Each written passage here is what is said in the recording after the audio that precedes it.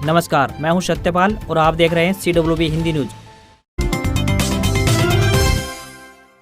हरियाणा के नूंह में डीएसपी की हत्या पर गृह मंत्री अनिल विज का बड़ा बयान। नहीं बख्शा जाएगा खनन माफिया, दिए सख्त कार्रवाई के निर्देश। नूंह के तावड़ू इलाके में खनन माफिया द्वारा डीएसपी सुरेंद्र सिंह की हत्या डंपर चढ़ाकर कर दी गई। इस मामले में हरियाणा के गृह मंत्री अनिल विज ने सख्ती से कार्रवाई के आदेश जारी कर दिए हैं। अनिल विज ने इस मामले पर बोलते हुए कहा, खनन माफिया को बख्शा नहीं जाएगा। आसपास के जिलों की फोर्स भी लगानी पड़ी तो लगाएंगे, किसी को बख्शा नहीं जाएगा। हरियाणा स्थित मेवात के नूंह स्थित पचगांव में अवैध खनन माफियाओं ने डीएसपी सुरेंद्र सिंह बिश्नोई की हत्या कर दी। खनन माफियाओं ने डीएसपी पर डंपर चढ़ा दिया और उनकी मौके पर ही मौत हो गई। इस घटना के बाद हरियाणा के मुख्यमंत्री मनोहर लाल खट्टर ने ट्वीट कर कहा, डीएसपी तावड़ू नूंह सुरेंद्र सिंह जी की हत्या के मामले में कड़ी से कड़ी कार्रवाई करने के आदेश दे दिए गए हैं। एक भी दोषी को बख्शा नहीं जाएगा।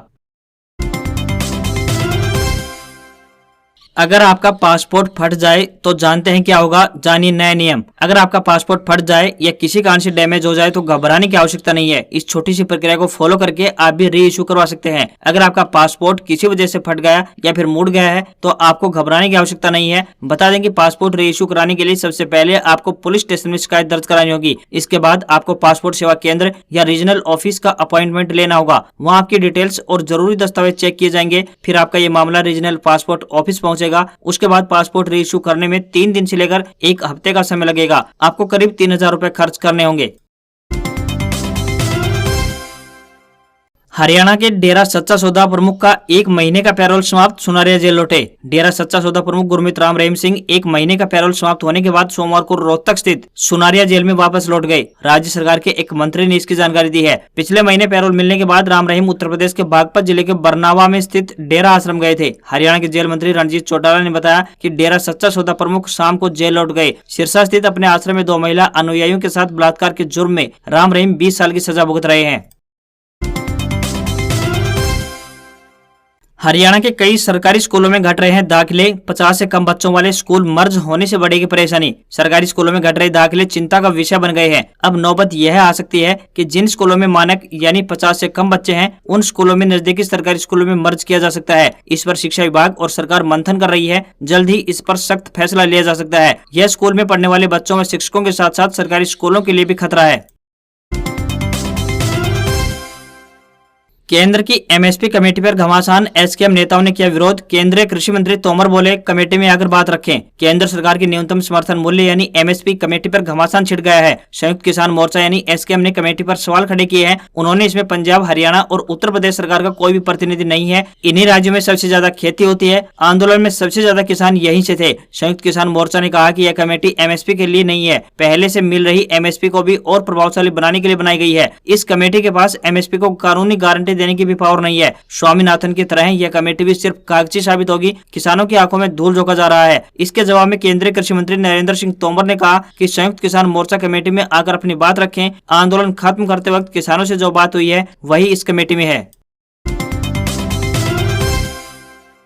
अग्निवीर से जुड़ी याचिकाएं Delhi high court transfer. Supreme court ने कहा, नेशनल इशू का मतलब ये नहीं है कि उसकी सुनवाई हाई कोर्ट में नहीं हो सकती। सुप्रीम कोर्ट ने मंगलवार को अग्निपथ भर्ती स्कीम में जुड़ी सभी याचिकाएं दिल्ली हाई कोर्ट ट्रांसफर कर दी। सुप्रीम कोर्ट ने कहा कि इतनी ज्यादा संख्या में याचिकाएं न तो जरूरी है और न ही ये सही ढंग से भेजी गई है। सुप्रीम कोर्ट ने कहा कि नेशनल इशू का मतलब ये नहीं है कि उसकी सुनवाई हाई कोर्ट में नहीं हो सकती है। सुप्रीम कोर्ट ने कहा है कि हाई कोर्ट या तो अपने यहाँ की याचिकाओं को दिल्ली हाई कोर्ट ट्रांसफर कर दे या फिर इन याचिकाओं को पेंडिंग रखे, वो भी इस शर्त के साथ कि याचिकाकर्ता इन्हें लेकर दिल्ली हाईकोर्ट जा सकते हैं। सरकार की जीएसटी पर सफाई। वित्त मंत्री ने 11 सामानों की लिस्ट जारी की। बोली, खुले में आटा, चावल और दाल बेचने पर नहीं लगेगा टैक्स। वित्त मंत्री निर्मला सीतारमण ने मंगलवार को उन सामानों की एक लिस्ट जारी की जिन्हें लूज बेचे जाने पर कोई जीएसटी नहीं लगेगा। प्रीपैक्ड अनाज, चावल, आटा और दही जैसे खाद्य पदार्थों पर 5% जीएसटी लगाने का बचाव करते हुए वित्त मंत्री ने कहा, यह फैसला पिछले महीने जीएसटी परिषद की बैठक में सर्वसम्मति से लिया गया था, जिसमें गैर बीजेपी शासित राज्य भी मौजूद थे। वित्त मंत्री के अनुसार आटा, चावल और दाल के अलावा राई, मक्का, रवा, ओट्स, गेहूं, बेसन, मुरमुरे और दही या लस्सी पर कोई टैक्स नहीं वसूला जाएगा। इसमें कहा गया है कि खुदरा व्यापारी 25 किलो से अधिक के पैक में सामान लाकर खुले में बेचे तो जीएसटी नहीं लगेगा। दही, लस्सी जैसे पदार्थों के लिए सीमा 25 लीटर है। वर्तमान में 1000 रुपए से कम के होटल रूम पर जीएसटी नहीं लगता था, लेकिन अब ऐसे कमरे पर भी 12% की दर से जीएसटी दर वसूला जाएगा।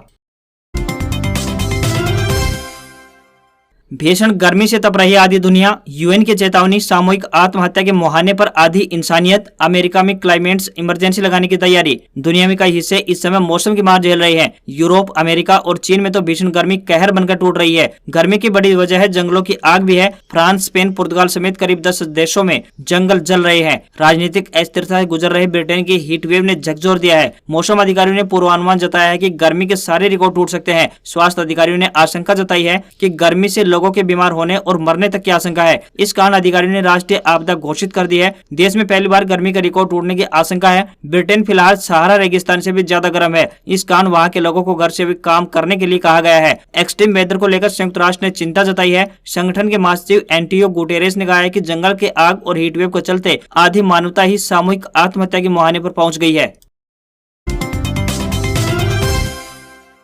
Share market update. सेंसेक्स 246 अंक के बढ़त के साथ 54,767 पर बंद, वहीं निफ्टी 16,340 के पार। ओएनजीसी और नेस्ले इंडिया में बढ़त। हफ्ते के दूसरे कारोबारी दिन यानी मंगलवार को शेयर बाजार बढ़त के साथ बंद हुए। सेंसेक्स 246.47 अंक ऊपर यानी 54,767.62 पर, तो वहीं निफ्टी 62 अंक ऊपर चढ़कर यानी 16,340.50 पर बंद हुआ। Axis bank, M&M, IndusInd bank, UltraTech cement और अपोलो हॉस्पिटल निफ्टी पर टॉप लूजर्स रहे, जबकि ONGC, Nestle India, HDFC life, HCL technologies और टाटा कंज्यूमर्स प्रोडक्ट्स गेनर्स रहे।